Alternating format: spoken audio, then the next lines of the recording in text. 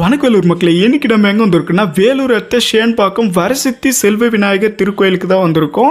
இன்னைக்கு 25 ஆண்டுகளுக்கு பிறகு மகா கும்பாபிஷேகம் நடந்தது. இந்த கோயிலுடைய முழு தகவலையும் தான் இந்த வீடியோவில் பார்க்க போகிறோம்.